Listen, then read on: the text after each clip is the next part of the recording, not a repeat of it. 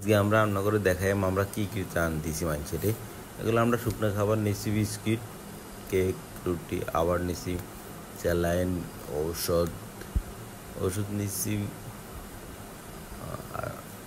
মুড়ি, তেল, চাল, খেজুর, ডাল, আলু, পেঁয়াজ এগুলো দিচ্ছি।